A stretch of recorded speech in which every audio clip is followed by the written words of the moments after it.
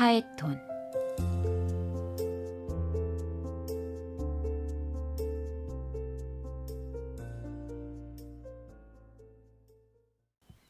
파에톤은 아폴론과 님프인 클리멘의 사이에서 태어난 아들이다.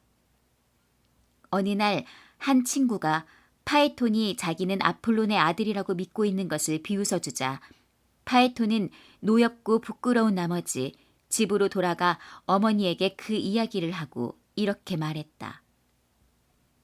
만일 제가 정말 신의 아들이라면 그 증거를 보여주십시오. 그리고 저의 이 명예스러운 신분을 증명해 주십시오. 클리메네는 하늘을 향해 손을 들고 말했다.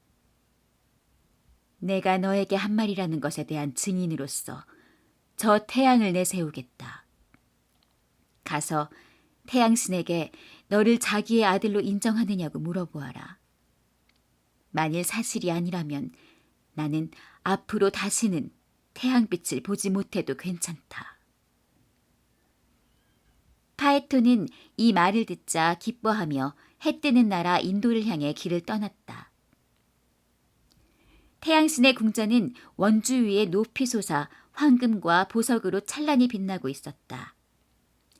천정은 상아로 되어 있었고 문은 은으로 되어 있었다.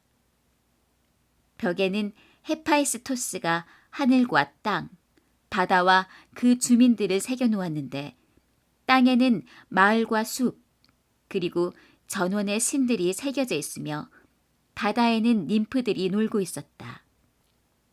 이 모든 것 위에는 1000개의 모습이 새겨져 있고 은으로 된 문 양쪽에는 6개씩 12궁의 성좌가 조각되어 있었다. 파에톤은 험한 오르막길을 올라가서 아버지가 있는 곳으로 갔는데 빛이 너무 강했기 때문에 가까이 갈 수 없었다.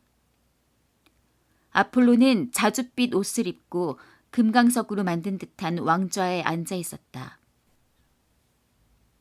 그리고 그 좌우에는 날의 신과 달의 신과 해의 신이 서 있었고 또 일정한 간격을 두고 시간의 신들이 서 있었다. 봄의 여신은 머리에 화관을 쓰고 있었고 여름의 신은 옷을 벗은 채 곡식 줄기로 만든 관을 쓰고 있었으며 가을의 신은 발이 포도즙으로 물들어 있었고 겨울의 신은 흰 서리로 모발이 딱딱해져 있었다. 이러한 여러 신들에게 둘러싸인 아폴로는 우주를 내려다볼 수 있는 눈을 가지고 있었기 때문에 바로 이 진귀하고 화려한 모습에 넋을 잃고 있는 한 젊은이를 발견하고 대체 무슨 일로 왔느냐고 물었다. 파에톤은 대답했다. 오, 끝없는 세계의 빛이여, 해의 신이여, 나의 아버지시여. 만일 당신이 나의 아버지라면 제발 제가 당신의 아들이라는 증거를 보여주십시오. 그러자 아폴로는 머리에 쓰고 있는 빛나는 관을 벗어 옆에 놓고 파에톤을 가까이 오게 했다.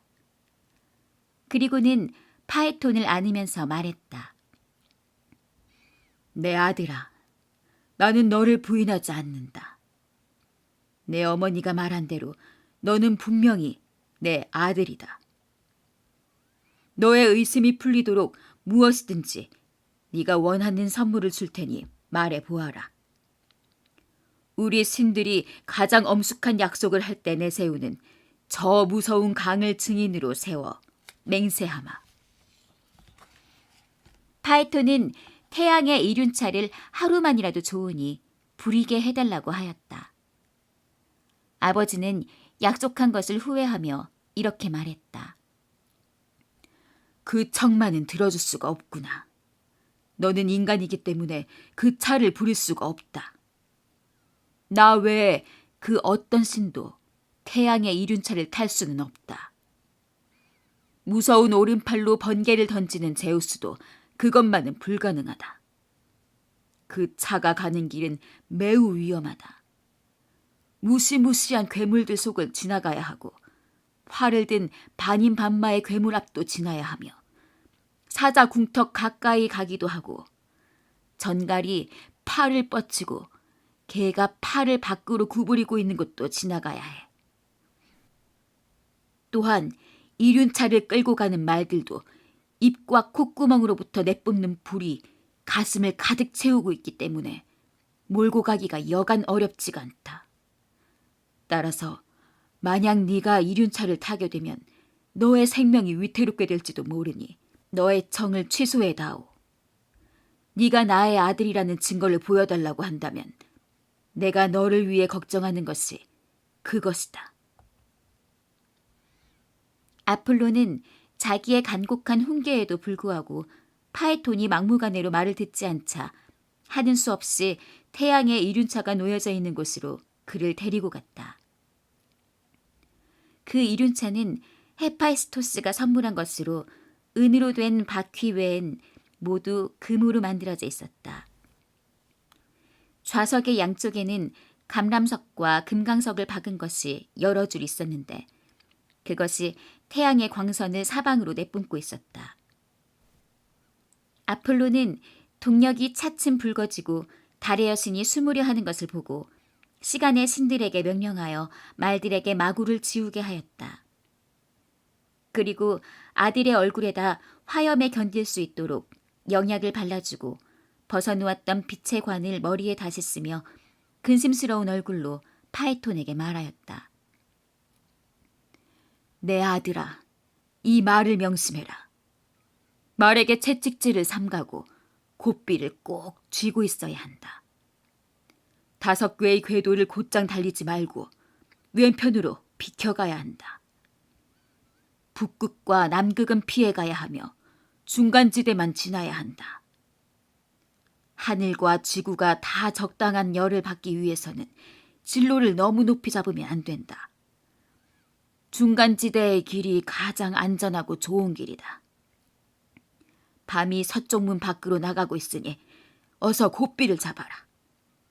만일 자신이 없으면 어디든지 안전한 곳에서 말을 멈추게 하고 이륜차를 나에게 맡겨라. 파에톤은 이륜차에 뛰어오르자 가슴을 활짝 펴고 의기양양하게 말의 곱비를 잡고 앉았다. 말들은 짐의 무게가 전보다 훨씬 가벼워진 것을 느꼈다. 짐을 싣지 않은 배가 해상에서 이리저리 울렁대는 것과 같이 이륜차도 전과 같은 무게를 느끼지 않았기 때문에 빈차처럼 덜컹거렸다. 말은 코를 둘리기도 하고 불같은 숨을 내쉬며 아무렇게나 돌진하였다. 구름을 뚫고 바람을 추월하여 지나야 할 궤도를 벗어나고 말았다. 맨 먼저 큰 곰자와 작은 곰자가 태양의 광선에 그을렸다. 당황한 파에톤의 얼굴이 창백해지고 무릎이 공포로 인해 떨렸다. 그는 아버지의 말에 손을 댄 것을 후회하며 뒤를 돌아보기도 하고 도착할 것 같지도 않은 해지는 나라를 쳐다보기도 하였다. 그리고 하늘에 널려있는 여러 괴물들을 보자 자제력을 잃고 말의 곱비를 떨어뜨리고 말았다. 곱비가 벗겨지자 말은 손살같이 달리기 시작했다. 그러자 구름은 연기를 내기 시작하고 산꼭대기에서는 불이 났다. 들판은 마르고 식물은 시들고 무성한 수목과 추수한 곡식은 모두 타버렸다. 그러나 이것은 아무것도 아니었다. 큰 도시들이 순식간에 그 성곽과 탑이 소실되었고 사람들은 재가 되어 부서져 내렸다. 파에톤은 불바다가 된 도시들을 보았고 자신도 그 열기로 견딜 수 없게 되었다. 그가 호흡하는 공기는 커다란 불덩이를 뿜어내는 열기처럼 뜨거웠고 재로 가득 차 있었다. 그는 정처 없이 달아났다. 이때부터 이디오피아인들은 뜨거운 열이 갑자기 살갗 표면을 짓눌렀기 때문에 지금과 같이 피부색이 검어졌으며 리비아 사막은 이때 말라버린 것이다. 나일강은 달아나 사막 속에 그 머리를 숨겼기 때문에 지금도 거기에 숨겨져 있다. 바다는 오그라들고 땅은 크게 갈라졌다. 대지의 여신은 제우스에게 호소했다. 아, 신들의 주인이시여. 내가 이 불에 타 죽는 것이 당신의 뜻이라면 어째서 당신의 천둥번개로 죽여주시지 않는 것입니까? 차라리 당신의 손에 죽고 싶습니다. 나는 여러 가지 생산물을 내고 직책도 충실히 이행하고 있는데 왜 이런 벌을 받아야만 하는 것입니까? 나는 가축에게는 당신의 풀을 주고 인간에게는 곡식을 주었습니다. 그리고 당신의 제단에는 유향을 바쳤는데도 그 갚음이 바로 이것입니까? 만일 바다와 땅과 하늘이 멸망하면 우리는 다시 옛날의 혼돈시대로 돌아가지 않으면 안 됩니다. 아직 저 불길이 닿지 않은 곳만이라도 구해 주십시오. 땅의 여신은 이렇게 얘기하는 동안에도 뜨거운 데다 목이 말라 말을 계속할 수가 없었다. 그때 전능의 신 제우스는 모든 신들을 불러 모았다. 그 속에는 파이톤에게 이륜차를 빌려준 아폴론도 끼어 있었지만 제우스는 어떻게든 빨리 구조를 하지 않았다가는 온 세계가 불타버리고 만다는 이야기를 하고 자신은 높은 탑으로 올라갔다.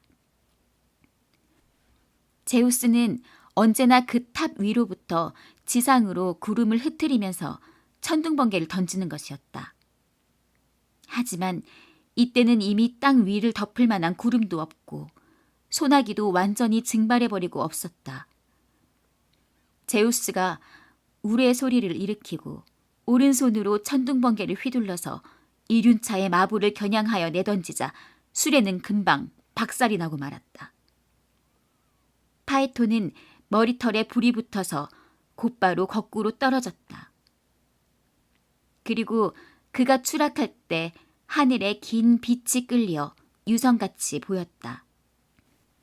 에리다누스 강은 떨어져 내려온 파이톤을 받아 불타는 몸을 식혀주었다. 이탈리아의 물의 님프인 나이아드들은 그를 위해서 무덤을 하나 짓고 그 위에 이런 말을 적었다. 아폴론의 아들 파이톤은 그의 아버지의 이륜차를 몰다가 제우스의 천둥번개에 맞아 이 돌 밑에 잠들었다. 아폴론의 이륜차는 몰지 못하였지만 오르려고 생각한 것은 장한 일이로다. 파이톤의 누이 헬리아데스는 그의 운명을 슬퍼한 나머지 그 강가에서 포플라로 변했다. 그리고 끊임없이 흘러나오는 그 눈물은 강으로 떨어져 보석이 되었다.